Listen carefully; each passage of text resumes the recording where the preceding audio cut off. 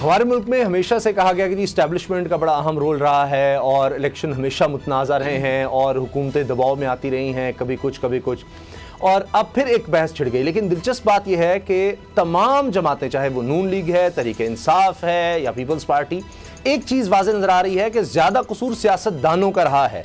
अगर इस्टेब्लिशमेंट का कोई रोल है तो उसमें सियासतदान कसूरवार हैं, सिविल बालादस्ती नहीं कायम हो सकी, पार्लियामेंट का तकद्दुस नहीं हो सका, तो सियासतदान ही इसके जिम्मेदार हैं। लेकिन इसका हल हर कोई अलग तजवीज़ कर रहा है। तहरीक इंसाफ कहती है कि जी साफ शफाफ होना चाहिए, मौरूसी सियासत खत्म होनी चाहिए, करप्शन नहीं होनी चाहिए।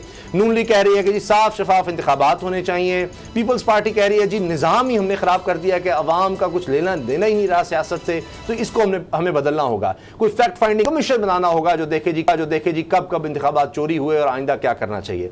अच्छा, ये बातें होती हैं, बैठते हैं और उसके बाद उठकर चले जाते हैं, खुलाफात हो जाते हैं, किसी चीज़ पर इकट्ठे नहीं होते। मिसाल के तौर पर इंतखाबी इस्लाहात का अगर किया जाए, जी इलेक्शन कमीशन किस तरह से करना है, यही पीपल्स पार्टी नून लीग थे जिन्होंने ये मौजूदा जिस तरह से सेटअप है, इंतखाबात होते हैं या इलेक्शन कमीशन है, ये इन्होंने बनाया। इलेक्शन कमीशन आइन का हिस्सा है, उसके बावजूद इतराज़ात होते रहते हैं। तो बाबर डोगर साहब, अब ये सॉफ्टवेयर अपडेट होने की बातें हो रही हैं, ख्वाजा आसिफ साहब खुद कह रहे हैं, फिर ख्वाजा आसिफ साहब डरा भी रहे हैं कि हालात बड़े ख़तरनाक हैं, कुछ भी हो सकता है अफगानिस्तान में, मैं वज़ीर दिफा रहा हूँ।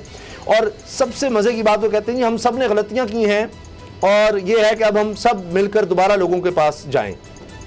ये क्या हो रहा है बाबर डोगर साहब, कैसे इसका हल निकलेगा? ये तो मुझे लग रहा है ये अगले इलेक्शन भी मुतराज़ा होने, जो भी जीता दूसरी जमातों ने, तहरीक इंसाफ भी शायद ये भी कहने लग जाए ये सारा एस्टेब्लिशमेंट ने करवाया। देखिए उसामा साहब, एक चीज़ तो क्लियर है, पीपल पार्टी या नून लीग अगर ये अगला इलेक्शन हारते हैं तो ये इलेक्शन के रिजल्ट्स को कभी भी तस्लीम नहीं करेंगे। हिसाब कहेंगे धांधली हुई। अब ये सबसे आसान काम जो है वो ये कहना है कि जी धांधली की वजह से हम हार गए।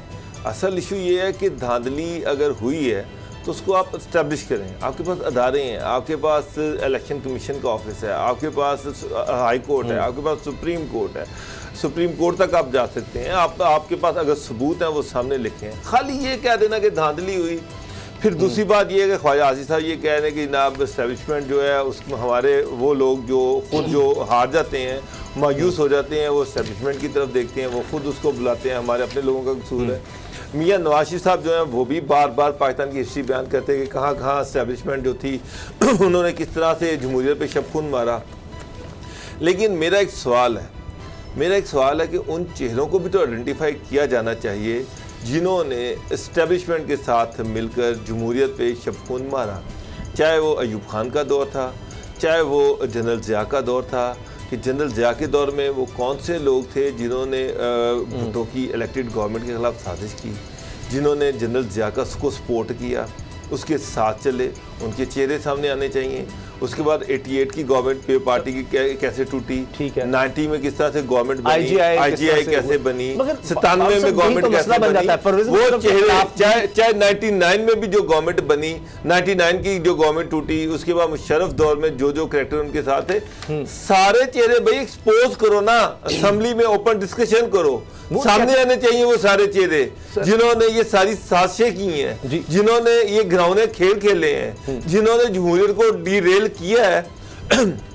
वो सारे करैक्टर जो थे वो यूफा के दौर से ले ले, लंबी चौड़ी हिस्ट्री नहीं है पाकिस्तान की, छोटी हिस्ट्री है। वो कहते हैं सारे चेहरे बेनकाब होकर सामने आ जाएंगे, फिर उनकी अकाउंटेबिलिटी करें। बिल्कुल सही है, मगर यही बात असद खरल साहब परवेज मुशर्रफ केस में हुई थी, इस पर बड़ी बहस हुई थी कि जनाब जब ये कू लगता है 99 का, उस वक्त की बात क्यों नहीं की जाती, 2007 की बात क्यों की जाती है, उसके बाद की बात क्यों की जाती है, परवेज मुशर्रफ का साथ जिन लोगों ने दिया उनको आपने काबीना में किस तरह लिया, वो एक फिर तो नून लीग का ये रहा कि जी नहीं बस इस दौर से शुरू हो, पीछे नहीं जाना, क्योंकि फिर हो नहीं सकेगा। क्योंकि खुद अभी शाहिद खाकान अब्बासी कहते हैं जी हम तो मास्टर हैं, हमने इलेक्शन बड़े देखे, हम बड़ी रिगिंग करने के जानते हैं, ये सारा कुछ हो चुका। ख्वाजा आसिफ साहब कह रहे हैं कि जी कोई इलेक्शन ठीक नहीं हुआ, सबकी गलतियां हैं, सबकी गलतियां कहते हैं। हर कोई अपनी मनपसंद जमहूरियत और मनपसंद फैसला चाहता है।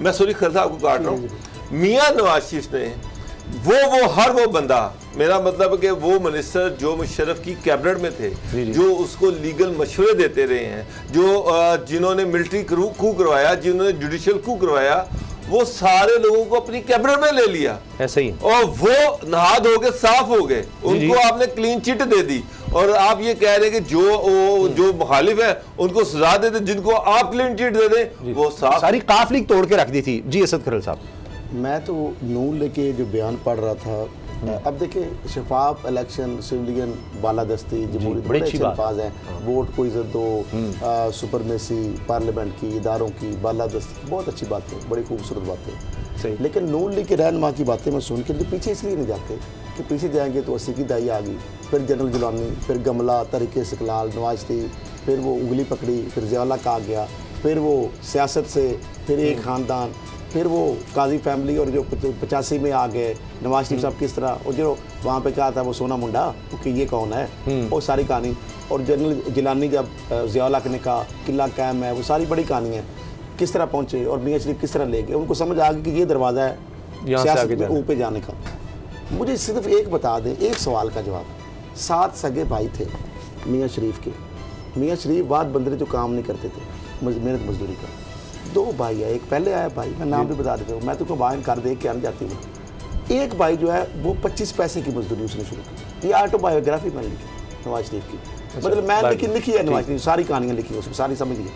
उसके बाद दूसरे भाई को ले आया कि यार देखो पाकिस्तान में तो ये बड़ा, उस वक्त तो हिंदुस्तान को जी। प्री पार्टीशन की बात कर रहे हैं, बिल्कुल। ये रेलवे के साथ बर्फ कारखाना लाहौर सारा, आ गए जी। फिर रेलवे खा गया पूरा सारा, और उसके बाद स्क्रैप ड्यूटी अपनी आना तो 1500 की ड्यूटी 500 पे आ जानी, परसों अपना जब माल छोड़ जाना फिर 1500 की बजाय 2500 पे चले जाने, कंप्यूटर खत्म हो गए, लोहा सारा इधर गाल लिया, और नवाज शरीफ को पता कुछ अब मान रहे हैं गलतियां हुई हैं उनसे, पता अब मान रहे हैं ना, अब नून लीग मान रही है, टीम आने के लिए कुल्ली बांध के उधर से पाकिस्तान रेलवे से आने के लिए। खलील साहब ये तो अप्रिशिएट कह रहे हैं जी, गलतियां हम सबसे अच्छा, हुई हैं। गलतियां अब हुई हैं, इसके क्या बाद कर क्या रहे कमीशन को जिस तरह गलतियां 10 का इलेक्शन में सुन अप्रिशिएट तो किया ले, गया है, तो क्यों नहीं हो सकता? के रहनुमा ने फौज के जनरल हेडक्वार्टर जीएच को गवाला तो मुल्क को बहरान जैसी सियासतदान पिंडी की तरफ देखते रहे तो हुए कहा सूरत हाल का सामना करना पड़ेगा। सियासतदानों ने फौजी हुकूमतों के लिए क्या किरदार किया कर।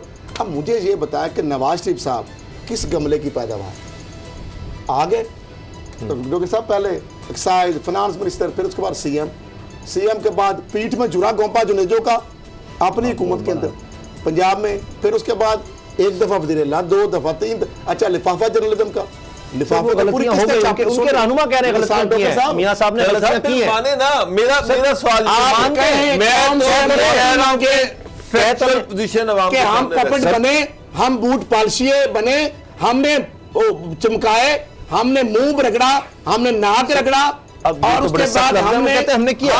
हम इनकी पैदावार है, हमें माफी दे दें, हमने इनकी वजह से और इनके साथ मिल गए और हमने कौम को उल्लू बनाया, और ठीक हम है। बेसिकली रूप गुलाब पान के आ जाते थे। Civilian बदतरीन civilian dictatorship Nawaz Sharif के दौर में थी, बदतरीन सिविलियन डिक्टेटरशिप।